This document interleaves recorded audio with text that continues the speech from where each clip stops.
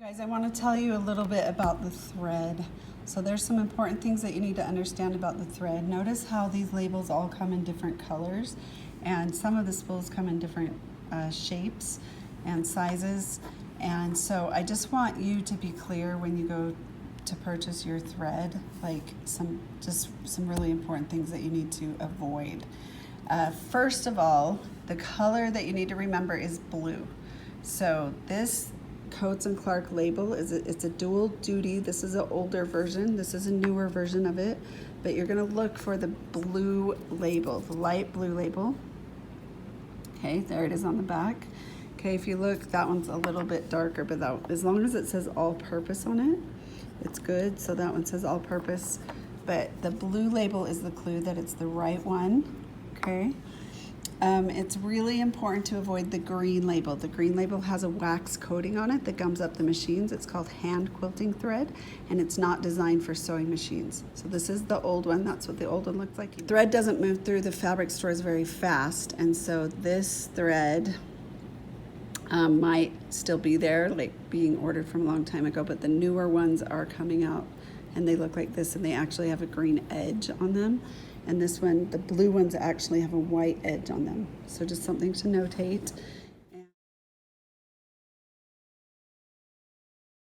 Then there's actually some that come in purple. Notice how that says fine thread.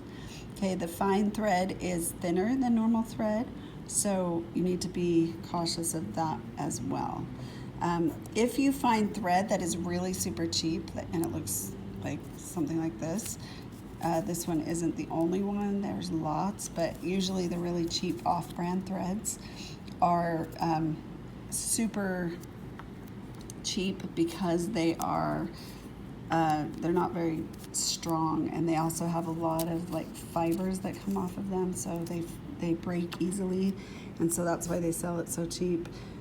It would be good for making like a costume or something, but sometimes those threads will cause stitching problems on your machine. So we want you to get a nice, good quality thread that won't create stitching problems. The green one will create the most stitching problems because it is hand quilting thread and it has a wax coat on it.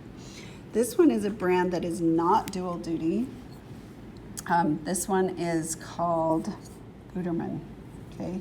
Gutermann looks like it's cheaper than the other ones, but you actually have to look at the yardage, because like this one only has 110 yards and this one has 400 yards.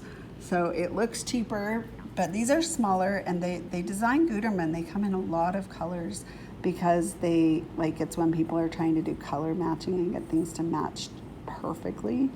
They use the Gutermann. They'll go and get a Gutermann thread if they can't get a Coats & Clark thread or a dual duty thread to work for them. So the Gutermann is a really good brand for matching, and this is an all-purpose thread, so it's fine to use. But if you're buying the dual duty Coats & Clark thread, then you need to make sure that you look for the blue label. This is another, sometimes you get little sewing kits that have thread in them. Usually it's a really cheap, not very durable thread. So those aren't the best thread choices either. Embroidery thread, and notice how shiny it is when I put it really close. That shiny sheen is for embroidering. They make it, it's a little thinner because usually that you're sewing a lot of thread right in one place. So it's not very good for holding things together, but it sure is pretty when it's finished. Okay, there's another thread in here. This is a jean thread.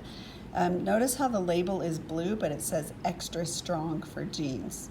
You have to kind of be aware of that. If you find the blue label, but it says extra strong for jeans, it's too thick. You have to set your machine, and it kind of messes with your tension, and then you'll have problems when you're stitching. So be a little careful with that. So if you look at these two threads, I just want you to look at those two together. They look similar, but when you look at the thickness of the thread on it, notice how this thread is a little thinner and that thread is really thick. See how the labels look different. So this is an older label. It has a blue label. This one has the dark blue label. If you find a blue label and you're not sure about it, look at the writing on it. If it says extra strong for jeans, then it's not the right one. Make sure you're looking for the all-purpose.